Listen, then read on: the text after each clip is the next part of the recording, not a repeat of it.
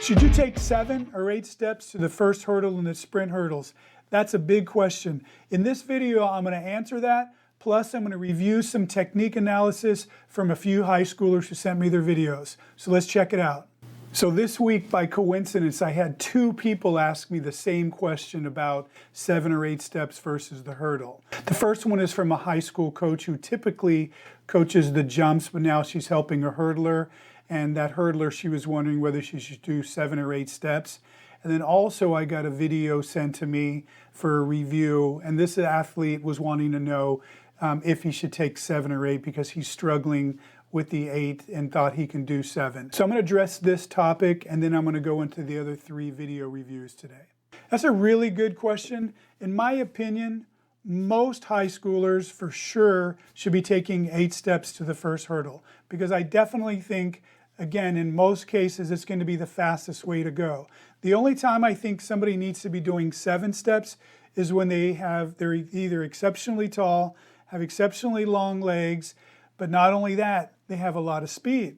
Because a lot of tall athletes don't have as much speed as shorter-legged athletes, so it kind of balances out. So you need to be long-legged and fast to decrease your steps. And there's 2 ways to tell if it's truly a good idea. The first way has to do with looking at their stride pattern. When an athlete comes out of the blocks, what you want to see is on this picture here, you want when their foot hits the ground, they have what's called a negative shin angle. That means that their shin is angled back like this and their foot is behind their knee. And they should be this way at least the first 4 steps coming out of the blocks. Some athletes take even more than that. And the 5th, 6th, and 7th, and possibly 8 steps, they're probably going to transition into this where the shin is straight up and down, and that's a neutral shin angle. Now, both of these would be acceptable and even good.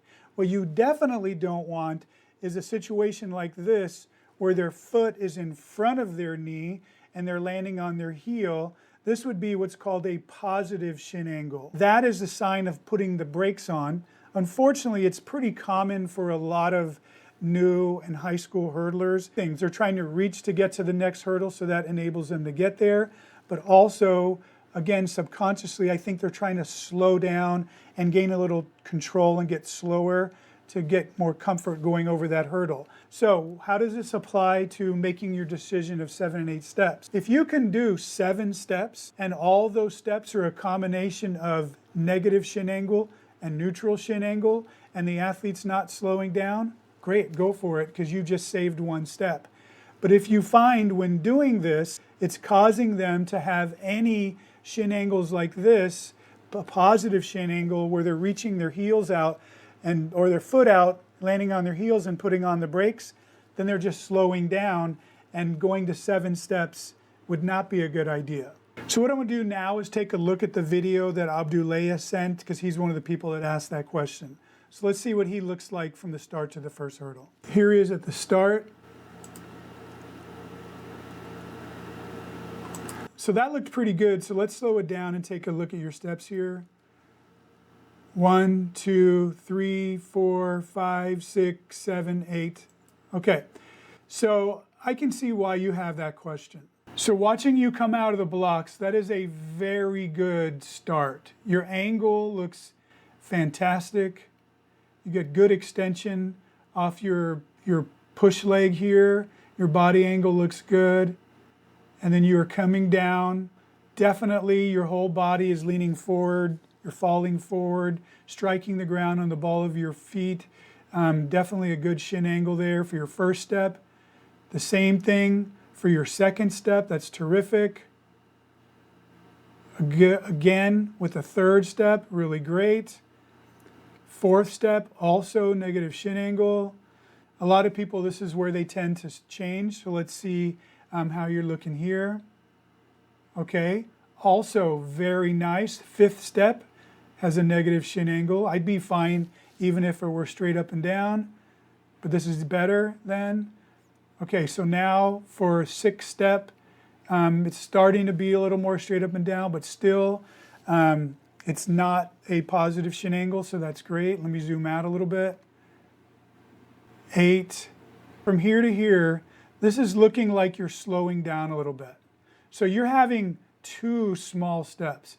This here is a small step. That's not a normal running stride. And that's the thing that's making me wonder, what's the best for you? Because normally I'd want 7 or however many steps you're doing. I'd want some really good strides. And then on the last one, we want what's called a cut step. We're taking a slightly shorter step so you can definitely get your foot underneath you. And you're doing that right here, but you're also doing it right here on your 7th step. So I don't like that. So for you, I would try this experiment. We already have a great video of you taking 8 steps to the first hurdle, so you know what that looks like. Now what I would do, switch your foot in the blocks, take 7 steps, record that, and see what your foot strike or your shin angles look like when you're doing that, and compare the two. And then also, as I mentioned before, all this is great in theory, but it really comes down to what's the fastest, right? So you can also time yourself from the start to touchdown at that first hurdle. Do it with 8 steps, do it with 7 steps, and see if there's a significant difference.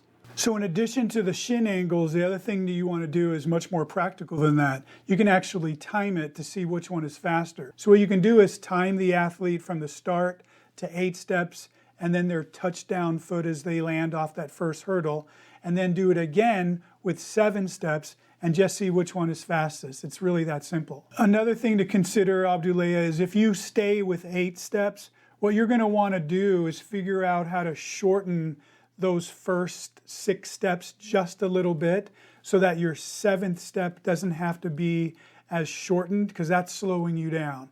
So either way, whether you end up going 7 or 8, you got some tweaks and some adjustments to do, but that's pretty normal. That's all about hurdling. Now we're going to look at videos sent to me from 3 different high schoolers. We're going to first look at Devin, then Javen, then Xavier. If you want to see how I can help you with your hurdling, you want to go to acemethodcoaching.com, click on the hurdling section, and if you just scroll down a bit, you'll see the 2 free things I have here. One is a hurdle technique cheat sheet that you can download. The other one is where you could submit for a hurdle review. It's very simple. While we're here, I'd like to show you also that I have Hurdling 101, 201, and 301. These are some instructional videos with some handouts that go along with them. This is for an absolute beginner who wants to learn how to hurdle. This is for somebody who already is pretty good at hurdling but wants to get better. And this is once you have your hurdling down really solidly, your 3 steps no problem, and you really want to get really good. That's what 301 is. I also have hurdle coaching plans to help you, one for coaches and one for athletes.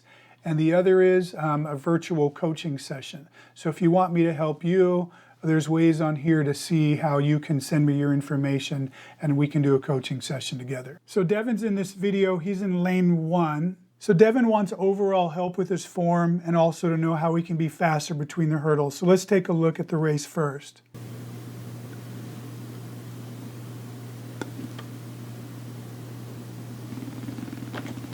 So overall, the good news is you've got your rhythm down. You know how to 3-step over the hurdles. But now it's time to figure out how to, instead of running and jumping repeatedly 10 times, let's figure out how to actually hurdle and get faster. So this is Devin here in the orange in lane 1. So there's multiple things that you need to work on here. One of them is I'm definitely noticing is that your arms, you let your arms dangle to the side. You should have them bent at 90 degrees so you can move them more aggressively, just like you're sprinting. You got to remember that this is a sprint. It just happens to be an exaggerated step over a hurdle. It's not just running and jumping. So you want to definitely get that position. Well, overall, your angle to the hurdle is a bit steep. So when I look at your body here, if I were to draw a line from your foot through your body, you can see that you are kind of angled up. So really you're taking your momentum that's going forward and now you're angling it up like you want to jump high over the hurdle. So already that's losing a lot of speed because you're transferring your energy up when you should have it going forward. Okay, so you want to have the confidence that you can go at a hurdle versus over a hurdle. So you want to practice doing that. So I would recommend practicing with some lower hurdles, bring them closer together so you don't have to worry about working on the steps. and you can practice driving your knee towards the top of the hurdle. By the way, I have a product called Hurdling 101, which teaches this exact thing, so you might want to check it out. The other thing is, as I mentioned, your arms are just kind of hanging there straight, so that's not helping with your energy or your balance at all. And then we can see, as I was saying, that your angle went up. You are probably 1.5 feet over that hurdle. It takes too long for all that floating and then now needing to come down, because now you have to wait for gravity to pull you down. So all that is a delay. And then you also, watch this, you are going to sink into the ground a little bit. Boom. Okay, you can just see your whole body shift down. You have your both feet touching the ground at the same time. Plus, you can see how twisted your upper body is. That's because you took too long to come down, so your body over-rotated because of all the time of while you were trying to land. Again, all that could be fixed by staying lower. And then when I look at your strides between the hurdles, see how far out in front of you that your foot is and you're landing on your heel? That's putting on the brakes and that's slowing you down. Same thing happens on this stride. And then, so that was one big step of putting your foot out in front of you, and your body is now jumping up. It's basically the same thing is going to fix all of your issues, and it's going to fix your speed issues also, is you need to learn how to run at the hurdles full speed. Don't put on the brakes. Stay low over that hurdle, come off that hurdle faster, and then maintain that speed. Because you can already 3-step, even though you're taking these 3 long strides, putting on the brakes every time. Imagine how good you would do if you were actually taking really fast running strides and not losing all your energy jumping, okay? So definitely you're a great candidate for my Hurdling 101. Email me, say, yeah, I want it. I'm gonna send you a free copy of that.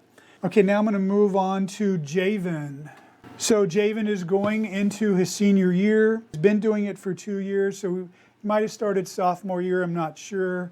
But like a lot of people going into their senior year, great question. How could I get faster and how can I do better senior year? Let's take a look at you. Okay, Javen, we got a couple of things going on. I'm going to slow it down. First thing is, I'm not understanding why you're doing that leaning thing. Let's figure that out. So here you are straight up and down, and then you're starting to lean over to the right. And then now, this is funny, you even have your head leaning over to the right. That's in anticipation of something. Normally, when a person leans over that way, it's to balance out for something else that's swinging the other way, like usually a lead leg, and that's what I was looking for. You see the way that your lead leg, your lower part of your lead leg is turned in? Sometimes that's from being too close to the hurdle, so that you don't kick your shin on the hurdle on the way up. You'll angle it around, and that could be what this is doing. You're angling your leg in, so in order to not lose your balance, you're leaning into that, okay? So what you should do in that case, step back so that you're approaching the hurdle from a farther distance, and you could bring your lead leg straight up and keep your shoulders also straight forward and your head straight forward. That'll keep you from turning and twisting and getting off balance. Even though I'm seeing you from the front, these are indications that you're too close to the hurdle. And I think I know why, which I'll get to in a little bit. That there, this looks good. You came off that hurdle nice. You're nice and tall. You struck the ground with the balls of your feet. And then by the time your heel came down right here, you already had your hip forward, straight on top of your heel, and your knee is up by your chest. Your arms are in a very good position, but you can see that you're still turned sideways. So one thing that you want to do, Javen, is always keep your hips forward, keep your shoulders forward, don't let anything rotate. So what I would do is during all of your drills, that you want to really focus on that, keeping your hips and your shoulders squared up. Here's what I want everybody to notice, or you to notice. So here's step 1. step 2, step 3, step 4, step 5, and then here you start with the lean again. And then we already determined that you're too close to the hurdle. So here's my questions. Why would a tall, able-bodied, athletic athlete who probably has some speed be 5-stepping over hurdles and not 3-stepping, especially when the 5 steps aren't right and they're causing you to be too close to the hurdle? So not a good thing. You need to start 3-stepping, my friend. There's a couple things that I want you to do. One is 3-step so that you can run with better strides and be farther away from that hurdle when you go over it. But the other thing that I want you to do is practice during your drills, keeping your shoulders straight and your hips straight so you can stop this twisting thing that you're doing. So one of your issues is with my hurdling, is taught in my hurdling 101. The other one's in my hurdling 201. Email me and I'll hook you up with that. Anybody else who's watching this video and this is your issue too, definitely go to my website and check that out. Okay, I'm going to go to Xavier. Xavier is going into his senior year. He's been hurdling for 3 years. Okay, Xavier, I realize here that you're not running full speed and you're doing some drills here. Having seen you before, I can tell that you've put in a lot of work and you've made some real improvements. Looks like you're working on some quick steps here. I like that. I like that you've reduced the spacing of the hurdles. And for those of you who aren't familiar with my philosophy, not that it's unique, lots of hurdle coaches believe this, is that there's a time and place to work on different spacing in practice. You definitely don't always just put them out on the normal spacing and try to do that in practice. In fact, almost never do you do that. There's always different variations of how close to practice.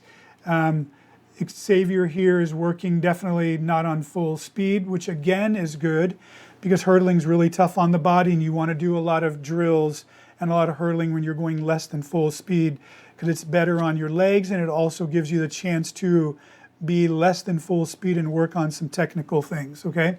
What I'm seeing here really good from Xavier. I like the touching down. I like the way everything is squared up. I like that your arms are tighter. If I remember correctly, you used to let your arms come down low, so good improvement. That's a really nice step coming off that first hurdle. Same thing here, second step is good. I do like that as soon as you put your foot down that your other knee is caught up here, but notice that you are reaching out and it's the only step that you're doing where you're landing on your heels, okay? Let's try to get that foot more underneath you and get this shin more straight up and down versus out in front of you like that. That's gonna keep you a lot faster because this is a bit of a braking action here. For those of you who are watching, beginner hurdlers, ignore what I just said because you're just lucky just to get your 3 steps down and do whatever it takes. But once you get to the point where you've been hurdling for a while and you are now saying, how do I get even faster? You want to look at some strategic things like this. This is something I discuss in my hurdling 301. That's for athletes who are already good. They've got their steps down, no problem, but now they want to get really good. What are the elite little technique things that you can do to get to the next level? And that's what I'm talking about here. Xavier, I would work on the strength of your feet and ankles. And by that, I would recommend like some jump roping, jogging in place, maybe even a weighted vest to do that so that you get really, really good at just striking the ground on the ball of your foot and your heel never really having to touch down. Your ankle seems like soft, mushy, like you're striking the ground properly, but there's like kind of a really soft, mushy collapse. And I'd like to see it more rigid, right? And it just springs you off the track a lot faster. All right, I hope that helped and you learned a lot from it. If you'd like me to help you, you can go to acemethodcoaching.com, go to the hurdling page, scroll down to video review, and you'll be able to submit your video. I look forward to helping you.